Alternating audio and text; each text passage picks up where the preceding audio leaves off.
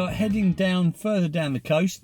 We're going to be trying for some, obviously some bass. Winds quite light, really. I mean, the fishing's gone a bit not shit for us, but I mean the way the tides work, it's no good for us fishing how we were last week. So that's come to an end. Maybe it might swing round again next week. I haven't really checked the long range forecast. Yeah, so that's what we're going to do. We've yeah, it's been sunny all day, so I don't know what it's going to be like. The yeah, obviously that. Oh, I'm not. Don't know. Someone's just texted me and said that they blanked today, so we'll see how it goes. Anyway, so see you in a bit.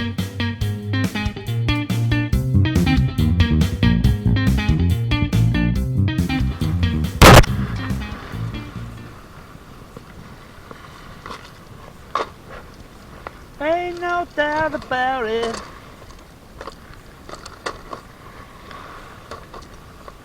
Let's try the old zonk. Zonkity donkity donkity donk.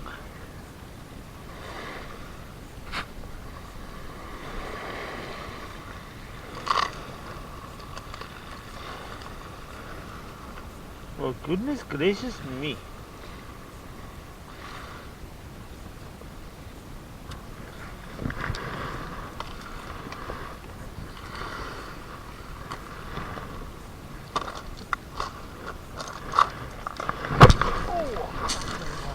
Fucking knee.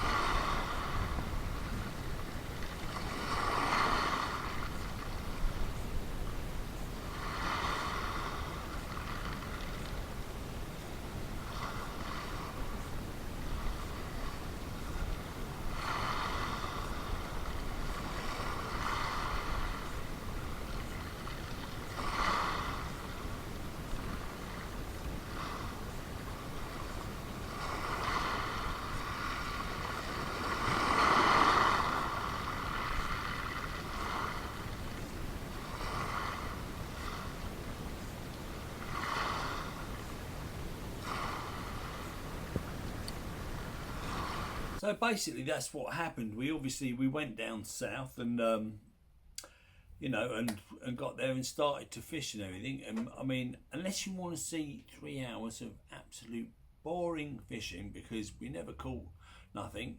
Not. Oh no, actually, Steve Wood, he caught a little schoolie, but that's not on the video. He had his own. He's got his own video. I don't even think he bothered downloading it. It's only a bloody tiddler. But, you know, it's just strange. Everything absolutely perfect. Perfect. You can see in the video, I mean, the conditions are absolutely blinding. It was a fairly good tide, do you know what I mean? Crystal clear.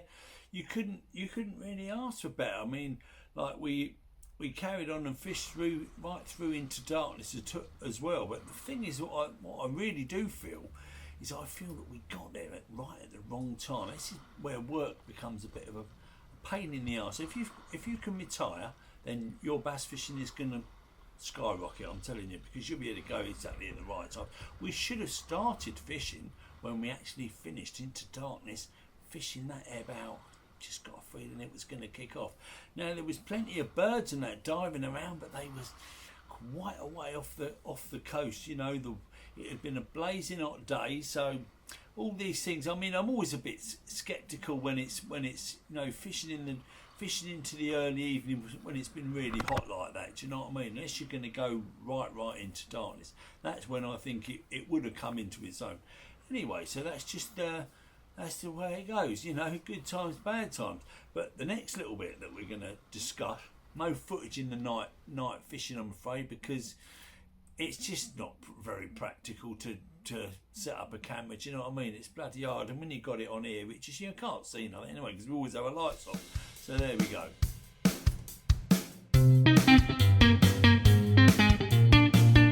Yes, every lure under the sun down for that set.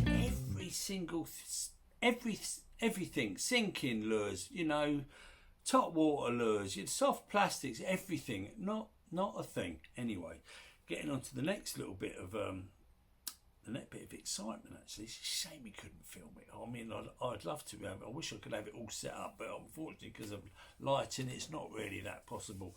Anyway, this scenario, this is a venue where we're actually fishing at the night time. Now we were going down. We know this little area. See, when we go down, we don't really know what we're doing there. Not really. You have to suss it out. Do you know what I mean? And we had already done our groundwork for this venue last year, but this was the first available time that we can actually go and fish there.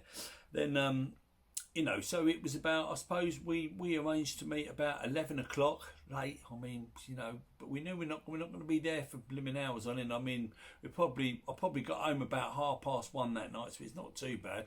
I still got the cats trying to wake me up at bloody 5 o'clock in the morning wanting feeding, but there you go. That's just the way it is.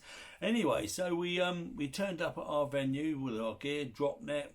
Most important thing where we're fishing, you got to have a drop net. You get a big and you're stuffed, as you're going to find out. Anyway, so what happened was we set our gear up. I put my trusty old Sonic on, the old yellow one. I got it from Japan. Steve Wood had got one last year. Luckily he'd got his. He'd sent away from his, exactly the same. Can't find them anywhere at the moment. Oh, I tell you what, you wouldn't believe it. Anyway, so we set up, got into our little spot. I kid you not, I cast out. I'd literally 3 turns in the handle, bang, I was in. Anyway, got it in, reeling it in, looking down the edge. I've got a light on now to look to see what you're doing. Anyway, so I said to Steve, "Well, you're gonna have to get the net, mate. I'm gonna have to get the net. We're gonna have to get it up in the drop net." So anyway, so we got that one up in the drop net. I looked it, I took a little picture of it while it's there. Anyway, you know what I mean. Chucked it back, cast out again. Kid you not, again, 2 or 3 turns of the handle, bang, I was in again. Got it in. Oh, sorry, Steve, gonna have to get the drop net again. Oh, bloody hell, this isn't looking too good, is it? Anyway, so you got good old Steve. He's enthusiastic as anything, always willing to help. Put the drop net down, got it in, got it up, took it off, took a little picture again. Only on the floor, because I can't really be asked to smaller fish, especially when it's like that. I wouldn't be mucking about taking bloody pictures and all that. So anyway, third cast out. You wouldn't believe it. 2 or 3 casts, 2 or 3 turns of the handle, bang, in again. Oh my God. Anyway, now I'm thinking, oh fucking hell, I can't ask him again. So anyway, what I'd done was, I was reeling it in. I felt it in my pocket because I bought a pair of gloves in it because we was handballing them up last time. But the first 2 fish that I caught were pretty mid 50s. Do you know what I mean? They weren't bad fish.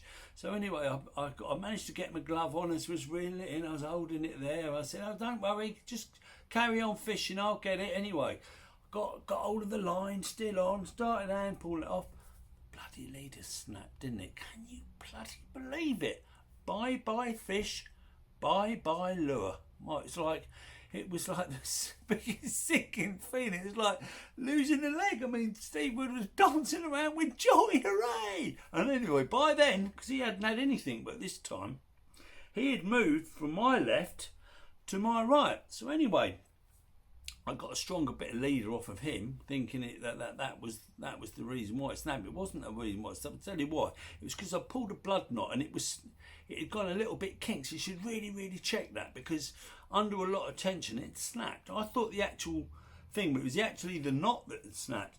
Anyway, so while I was piddling around, Steve Wood had to. I bet he loved it, because the year before I'd had 9. I kid you not, 9 on the trot. Before I said to him, look, what you've got to do is you've got to slow that retrieve right down. And sure enough, as soon as he did that last year, obviously, once you know that, bang, it was getting him. And I was thinking, hey, hang on a minute, not another one. And that's what happened. Anyway, so that was the first night. So we did pretty well. I can't remember how many we had. I think we had about 30 altogether over the 2 nights, which is not bad considering we was only fishing for about an hour. Because the thing is, the fishing did go off a bit. You know what I mean? It wasn't consistent. Once the weed turned up and the old tides changed, we wasn't really getting them. Whereas last year we got them right through the tide.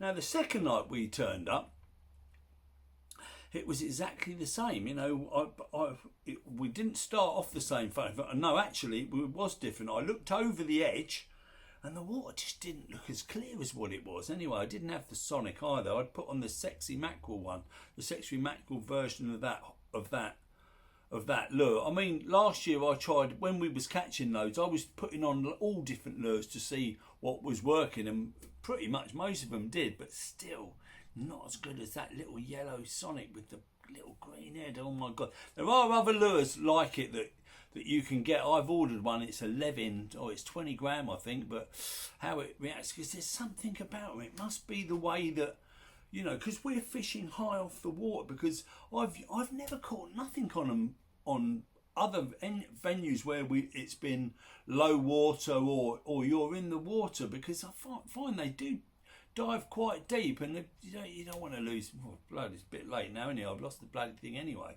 So, you know, I'm sure it's got something to do with the height off the water and the way they come in. But like, maybe, I don't know what it is. But anyway, I've also got a white one as well that I'd used that night that I'd caught on, which was great because I never caught nothing on that last year. Oh Jesus, I almost forgot. That first night, not only did I lose that lure, I got a stinking howling wind knot. So, and here it is, it's still in there. It's still in there, my old casking. Now I tried that. For some reason, I don't know why I get wind knots that real. I haven't had one for yonks using the Stradic, but this I chose this one because I'd lost a load of line when, you know, in the last video I said, you know, that last cast with the Seeker, and bloody hell I'd lost it and it snapped off right at the thing. So I'd lost it. I've got another reel there. I'm gonna nick the braid off of that because I know that is bloody strong that night. But so that's a bit of a bonus. I've got to buy another spool of braid because it costs quite a lot of money.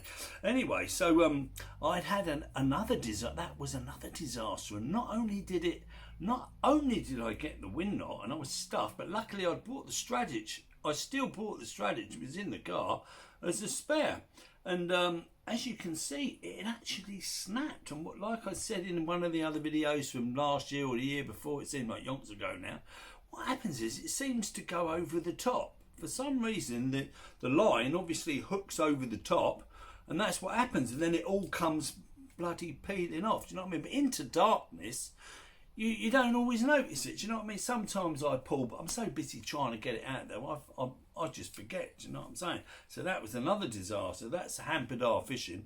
Then obviously the next night, we started, it was a lot slower the next night because we planned to get there earlier, thinking that because I'd caught the fish the night before straight from the off, that we had got there a little bit too late. Do you know what I mean? We could have got there maybe half hour, 3/4 of earlier and caught them, you know, maybe like straight away then. So we figured we had got there too late. So we'd gone down earlier the next night, but it wasn't as good, and and the water it looked pretty shit to start with. But anyway, so once we did, eventually Steve Wood hooked into one, I hooked into one, it was a double hook up, and we started catching them again. And what else happened? I can't remember that night either. It was another little disaster. I can't remember. Anyway, whatever. It's probably another wind knot. I can't remember, because like fishing in the darkness, like I said. But I also caught my biggest fish of the year that night, the 62 in the picture. So it's been quite a good year so far for me. I mean, considering like for 2 years I hadn't had a 60. This year I've had 4 already. I mean, we haven't really been that many times. Do you know what I'm saying? So that's the way the fishing goes, But we found that spot, I found that spot at low tide, like I said probably in one of the other videos, and that's how I'd worked it out. So I think the key is for that kind of fishing, because it's so easy fishing off a bloody seawall, do you know what I mean? Compared to standing in the water up to your nuts in water, do you know what I mean? It's just easier, apart from the landing of the fish, unless you've got steps or something like that, and even then you don't want to be going down slippery old seaweed steps, do you? Break your bloody neck if you slip down. Imagine that, slipping down the bloody step. Do you know what I mean? It'd be a bloody blimmin' nightmare.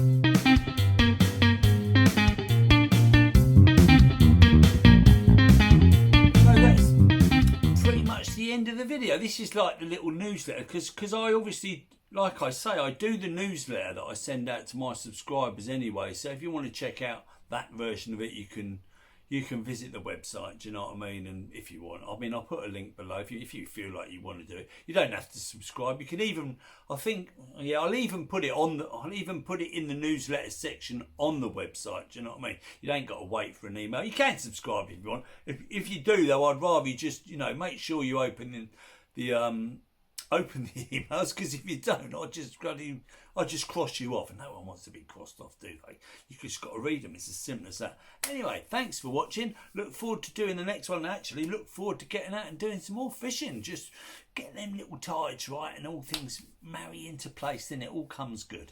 Thanks for watching. See you later.